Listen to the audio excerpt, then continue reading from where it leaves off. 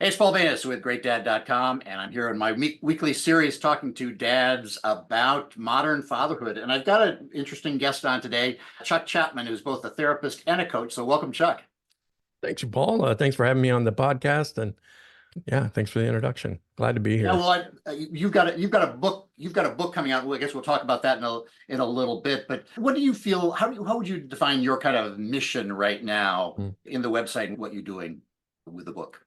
Yeah, my mission is often to say I'm just a guy trying to help other guys be better guys. You know, I that like that. we're all in this thing called life, and we're all making mistakes, and we're all trying to figure out, you know, purpose and meaning, and and just how to show up in life.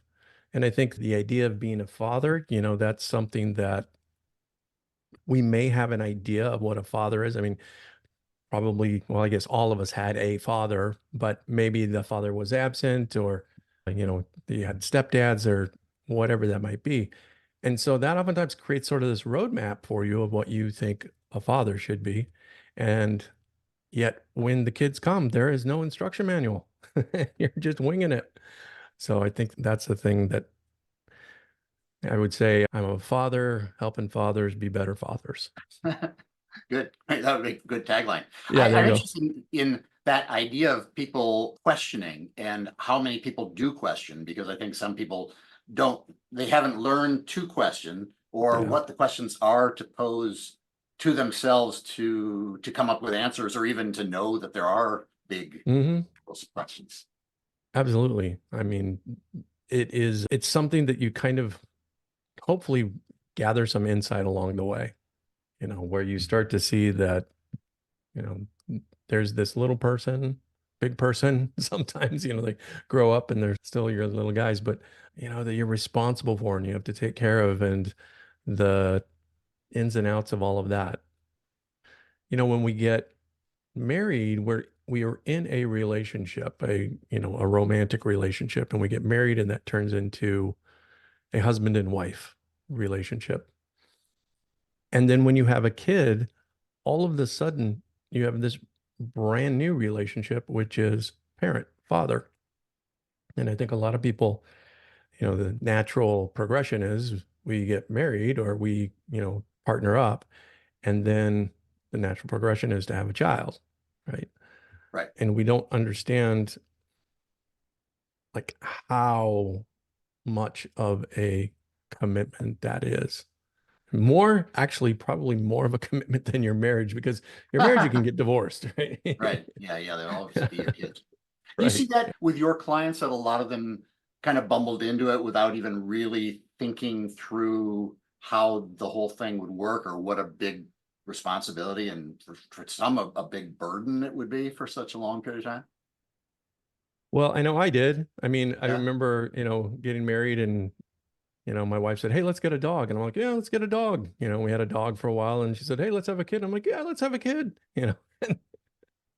So My wife suggested that we borrow somebody else's borrow kid somebody weekend. else's. See, Yeah. like I don't think it works that way. Right, right, right. But yeah, I think a lot of guys, especially,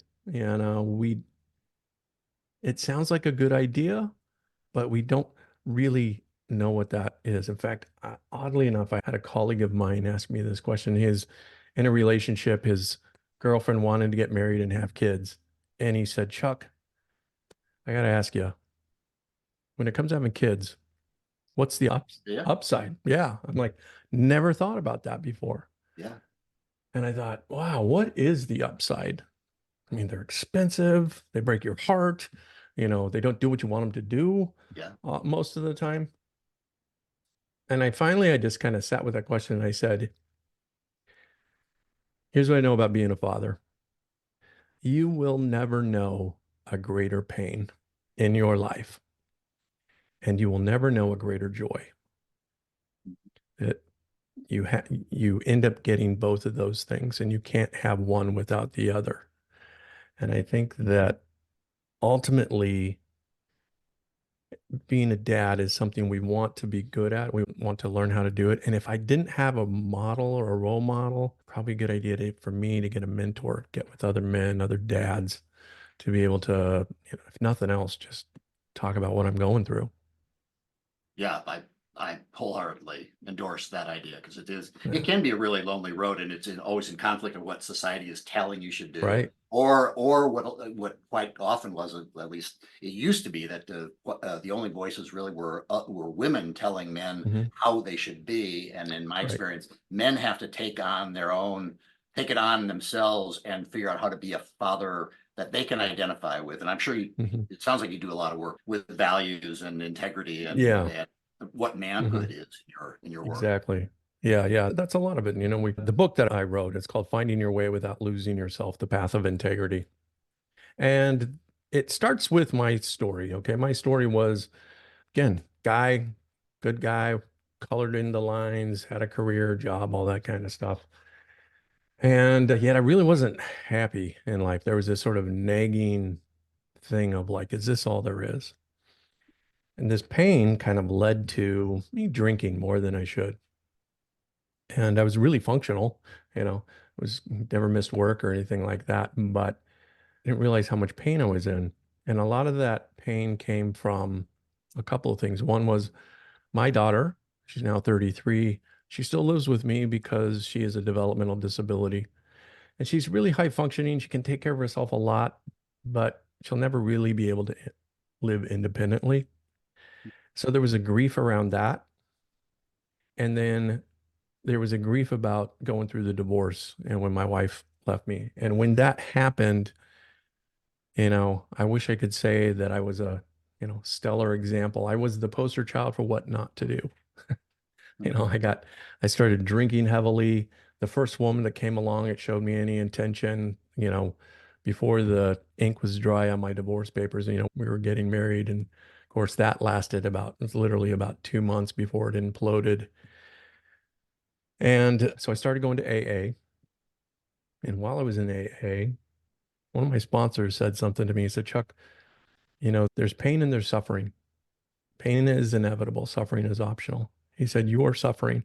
And the reason you're suffering is because you are not in integrity. And I didn't know what that meant exactly, but I knew if that is the answer, that's what I wanted to figure out what it was. So I started studying integrity. You know, I went back to school to become a therapist. I studied Uh, philosophy, read all the, you know, the books out there about how to, you know, better yourself. And what I realized was integrity wasn't one thing, it was a series of things. Integrity means an integration. For example, I have a wristwatch and that watch has a purpose, and that purpose is to tell time, right? It's full of springs, sprockets, cogs, and all of that. You take one little sprocket and you bend it just a little bit, and the watch is out of integrity. It no longer serves its purpose. So when we're out of integrity, we no longer serve our purpose.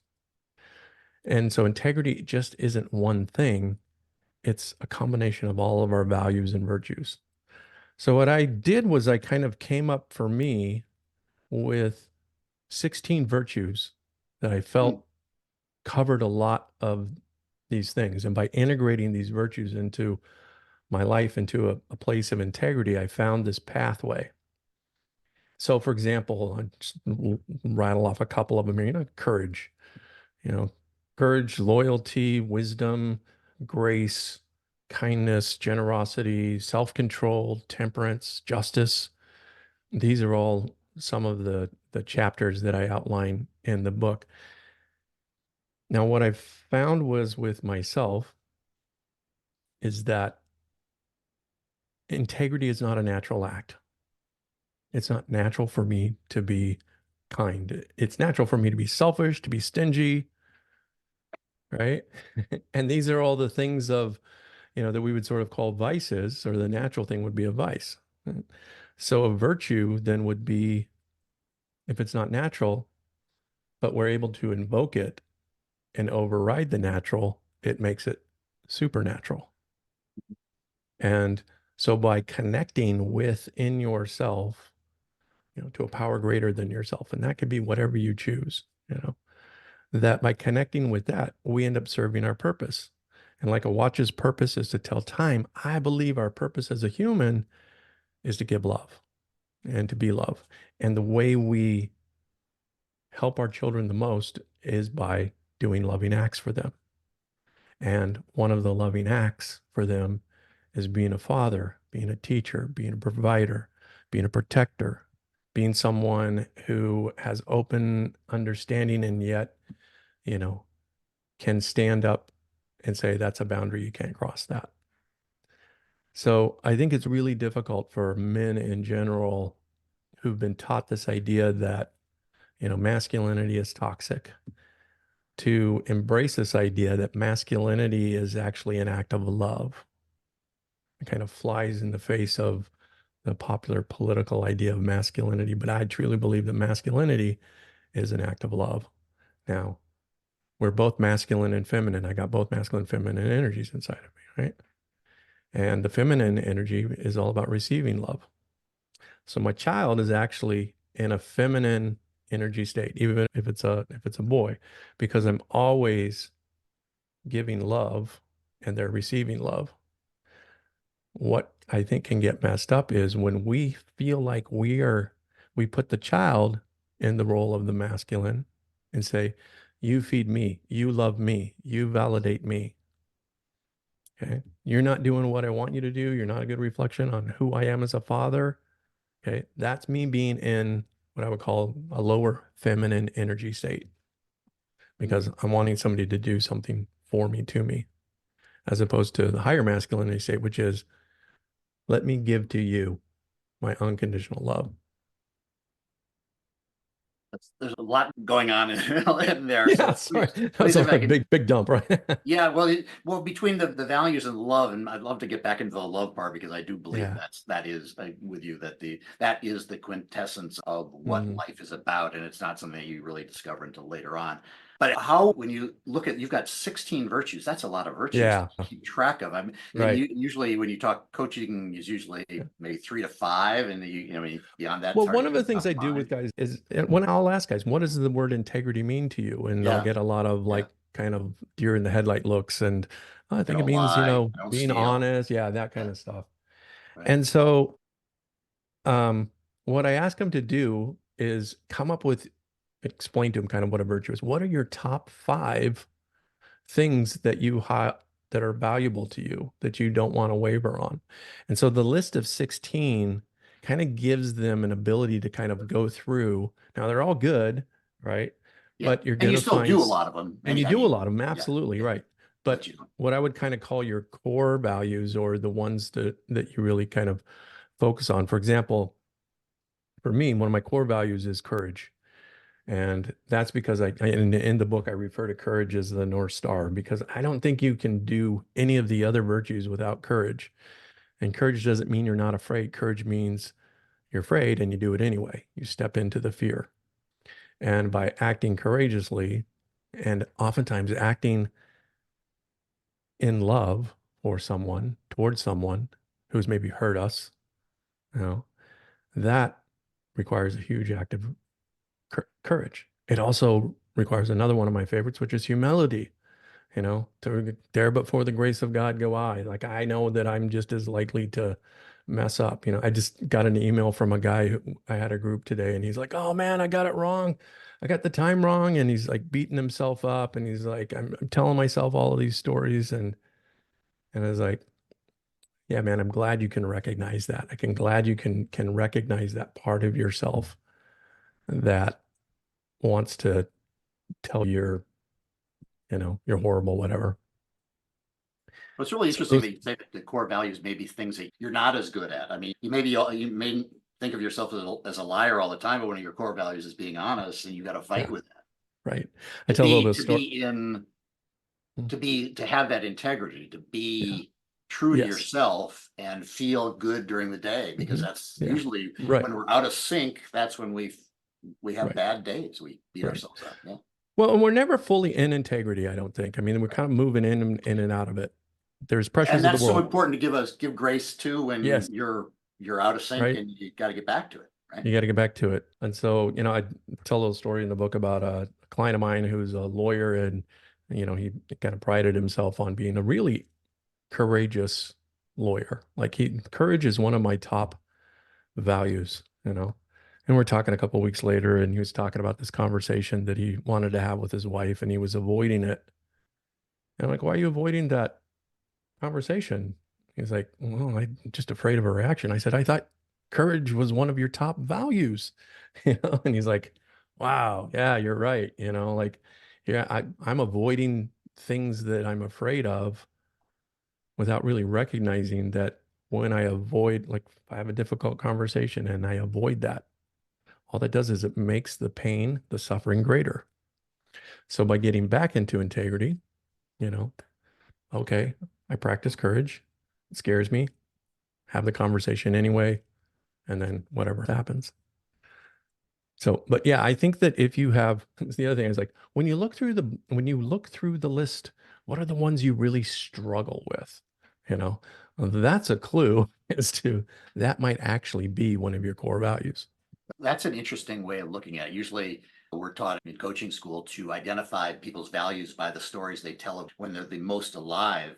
Yeah. But I think that's really an interesting thing is what is the one that makes you feel uncomfortable, that kind of scares you, What's the, yeah, to be able like, to kind of lean into that. right. Well, and especially some of the definitions, like if you said courage, it's not like running into a burning building, though that may be how it shows itself, but it's trying to summon up that Mhm. willingness not to avoid versus being, Right. like I don't know, warrior Yeah. who doesn't feel Yeah. pain or fear or anything. Right. Well, that's kind of the point. I have no problem running into a building and saving people, but having a conversation with my wife about sex, I'm going to avoid that. Right. So yeah, we can think we're courageous, and on the one hand we are, and yet we're also not, which is why it's important to kind of recognize these values and recognize when I'm out of integrity, when I'm out of one of my virtues, then things tend to kind of, not function as well.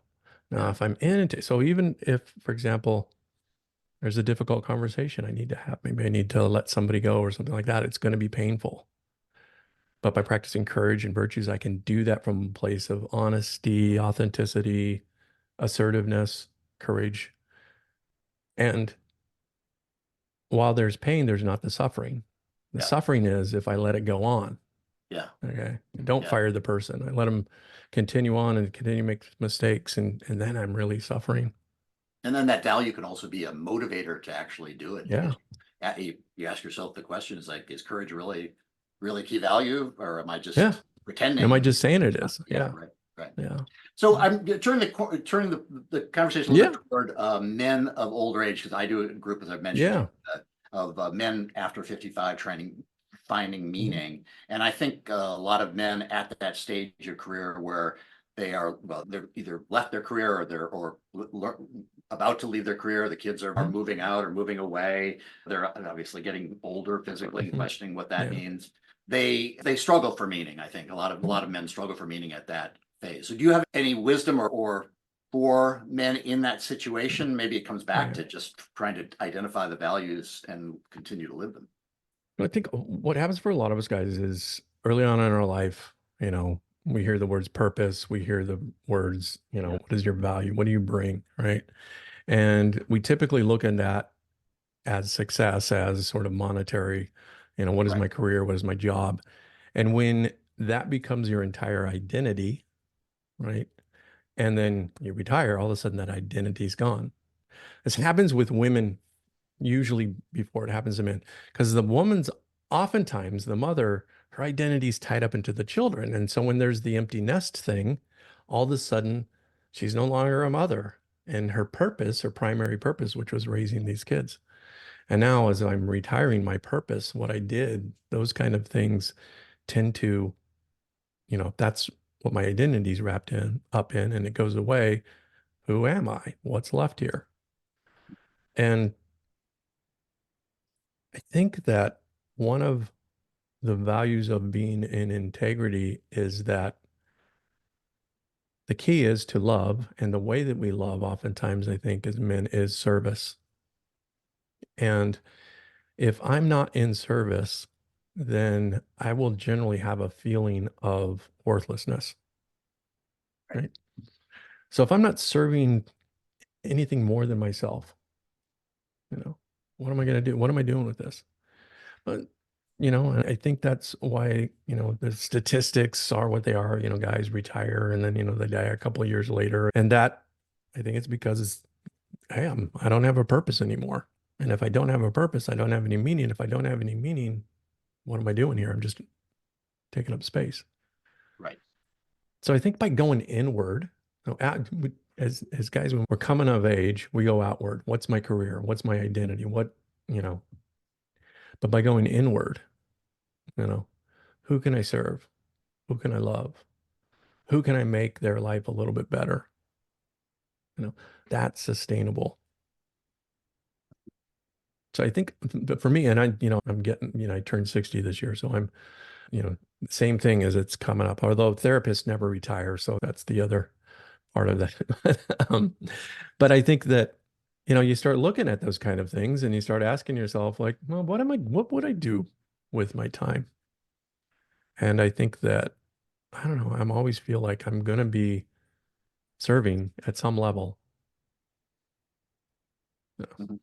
Well, that's my experience in the group that I lead, is that there is this belief and understanding of the values, but there are all kinds of more existential questions about Right. how, like why bother, why get up in the morning, why learn new things, why try new Yeah. things. And there, even when you talk to well-educated, rational men who know the Mhm. answers to these Mhm. questions, they still wrestle with them every day. Like Yeah. they have to keep top of mind.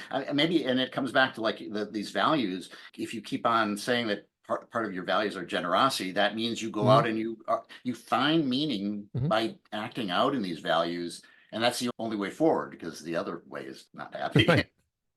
Right. Yeah, no, and I'm assuming that every person has to kind of answer this question themselves. As we're developing as human beings, we go through transitions. You can transition from child to teen, from teen to young adult, from young adult to, all adult to middle age to elderly. And I think that each time we go through one of these stages, we're forced to kind of take a look at ourselves in a way.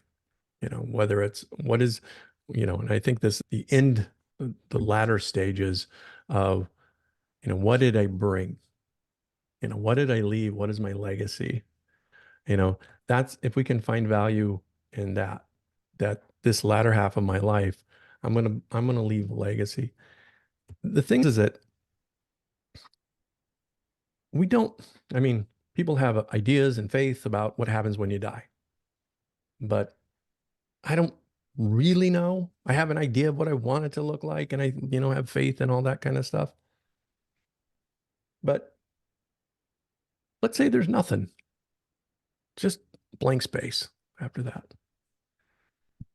Well, you live as an echo to the people whose lives you've touched.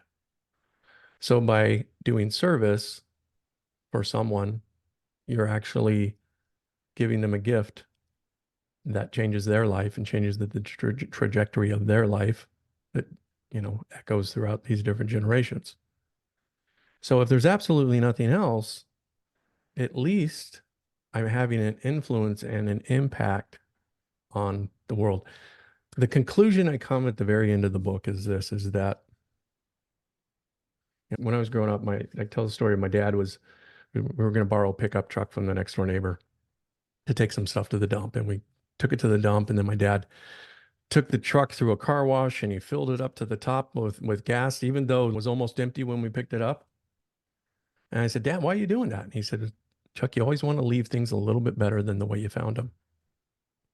So I think that's my purpose then, is I want to leave this world a little bit better. Even if, I mean, if it's just my world, if it's just my little impact, if my book, one person reads it or somebody hears this podcast, Yeah, you yeah. know, and it changes their life in some way, gives them just a little bit of encouragement.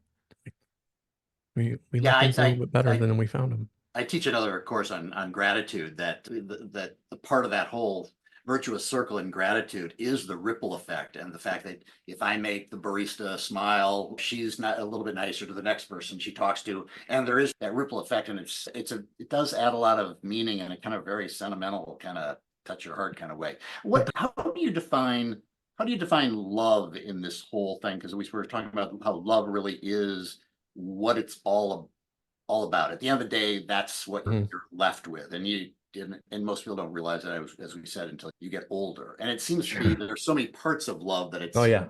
kind of hard to. Yeah. I think that, yeah, there's different kinds of love. I mean, a question that, people smarter than me have been trying to answer since the beginning of time, right? What is love? And I think one of the reasons it's a little bit difficult to answer is because it's a spiritual thing. You know, we kind of have an idea, but it's almost like mystical and, hard to put your hands around. We might define love as, something that I have a lot of affection towards. And we might define love as the reason I get up in the morning. But I think what love is love creates connection. So it's not so much about the feeling of love or what love is, but love is the connection. It's the glue.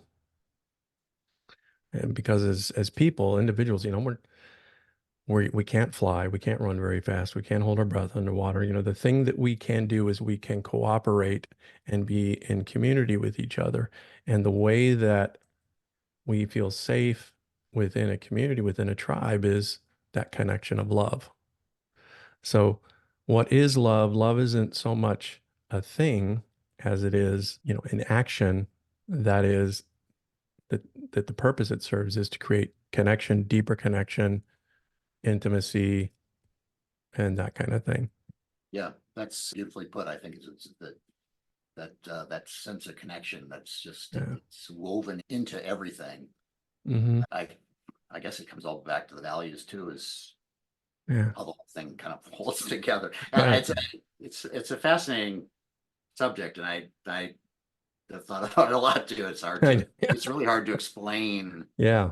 the value of it. Mm-hmm. Uh, Yeah. Hard to explain the value. And I think that, I think maybe that's part of what happens at this sort of transitional stage that you and I are in, is that, we start to realize, okay, all that time I spent at work, building a career and, making the boss rich and that kind of thing, that really didn't have any value to it. yeah. you know. So what is it, what is it that I do? The I think where you're going to have the impact is in your relationships, and where your legacy is going to be in your relationships. How did I impact my children? How do I impact my grandchildren, my friends, my parents, my coworkers? That when I come in as the source of love, which is connection, right? Same thing, to leave the place a little bit better than the way you found it. Maybe Yeah. it's leave the person feeling a little bit better than the way you found them. Yeah. Just a little bit every day.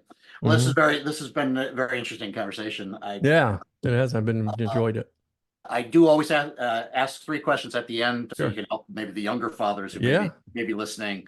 First of all, did you have a mantra when the kids were smaller that you used, or even now, to keep Mhm. patient when they were going wild? Yeah. This was one I had for the teenage years, and the mantra was just keep the lines of communication open. You know, just try to connect, try to keep those lines of communication open. The teenagers, they want to be on their own, they know that. And so, as a parent, I think our biggest job during that phase is to just try to stay connected with them and find out what's going on in their life. And And that can be one of the it's most not always challenging easy. times. It's It's not I easy. think unfortunately a lot of people give up during those years and they take too Yeah. many notes. Yeah. Yeah. Hmm. Yeah, exactly. And yeah, so that would be my advice for those Okay. guys who have teenagers. The second thing, do you have any wisdom to impart? You've had four kids at different stages that would be important for younger dads to know. Yeah, I think the thing is to realize that it is a lifelong process. It's like it's a club you join, and once a Marine, always a Marine kind of thing, right? Once a father, always a father. And you can choose how you want to have. You can be a father biologically, but never connect with your child, never have any relationship with them at all. and you're still technically a father. Or you may come into a relationship where you got stepkids, such as myself, where I don't have a biological connection, but I have this responsibility or love for them to want to see them grow and change and become the best versions of themselves. Okay. And then the third one is whether you have a challenge for either men over 55 or for younger dads for the coming week. Yeah. Keep top Well, of mind. okay, so a challenge, my biggest challenge for anybody, and it's kind of mentioned this in the book, is like, don't go it alone. Okay. Like, get a group, get a tribe, get some men in your life that you can speak with, that can encourage you. If you don't have one, start one. In the book, I talk about starting an integrity group. There's 16 chapters. Start a group, you just invite another guy, say, hey, getting together on Saturday morning at a coffee shop. I'm going to go through this book on integrity. Once for 16 weeks, we're going to talk about courage. And in the back of each chapter, I've got some questions and challenges and things that you can take it a little bit more in depth. So don't go it alone. I've found that. Well, it's just great in the modern world with Zoom and everything. It's so much easier to do that. We're very much of a group. There are many more opportunities for groups than there used to be. Yes, absolutely. Absolutely. Yeah. Yeah. I know for me, when I have had the most success, it's always in the power of a group, because the power greater than myself can be the group, right? So I got sober in a group. I've lost weight in groups. When I exercise, if I'm doing it in a group, I do a lot better than if I'm doing it on my own. Yeah. So the power of the group is really key. Yeah. Good. Okay. Well, you can find Chuck's book at Chapman.com/book. We'll put that in the show notes. And I would imagine that at Chapman.com, I think there was some information on your coaching services as well. Information on my coaching services. The book's going to be available on Amazon and any place that you can buy books online. So yeah, and you can just search my name. In your coaching, do you mix the therapy part and the coaching, or do you try to keep those separate? Yeah, we were talking about that before we started here. So therapy, let's see if I can tell this to you really quick. Therapy is a medical model. All right.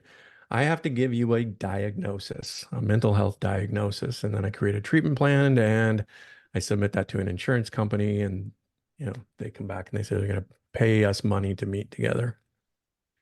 Coaching is not a medical model. Coaching is, hey, I need a little help. I need some reflection.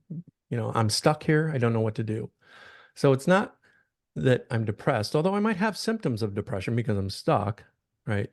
But I'm not clinically depressed. I'm not clinically anxious. I'm not clinically, some of these things. So the therapy, is really about making a change within you that's a medical diagnosis. And I think where it falls short, and which is one of the reasons why I'm transitioning out of therapy and into coaching, is it's limited and that it only addresses that medical model, whereas coaching, you can go deeper. So, yeah. It must be very interesting to have that background at the same time. It is. I wouldn't trade it. It's great background. I'm still a therapist, in the state of Oregon, but outside the state of Oregon, I practice coaching, and therapy can be about the past, trying to figure out what happened in the past. And I think coaching is more about where are you at and what's in the future. Yeah, having done both, I mean, the therapy unfortunately kind of limits where you go next, or it doesn't provide as many answers as to what should happen unless your therapist is very directive. And then, of course, then there are conflicts. Right. Whereas in coaching, you're always looking more toward the future. You have to summon some of the stuff in the past. Yeah, exactly. Plus, yeah, always interesting to hear the differences between those two, especially from somebody who knows both sides and is able to understand and play both those very important roles. Because now I'm a total believer in therapy at the same time. Yeah, no, I think, I mean, I wouldn't be doing what I'm doing if it wasn't for therapy. I mean, I'm getting into my own therapy and working through, some of the issues that came up early in my life with my own recovery and addiction. And then, it became one of those things where it was like such a gift. I wanted to give it to other people. So I did a little life career change, went back to school, and then just haven't looked back. Good. That's a great story. Okay. Yeah. Well, thanks a lot, Chuck Chapman, for joining us and for your advice Paul. for dads and also men in transition. Really very much appreciate it. You can find my coaching at GreatDad.com/coaching and a bunch of these questions that I offer as well. Okay, so until next time, stay close to those kids. Keep the channels of communication open. That's important advice throughout their entire childhood. The closer you can be with them, the happier everybody will be. Okay, take care.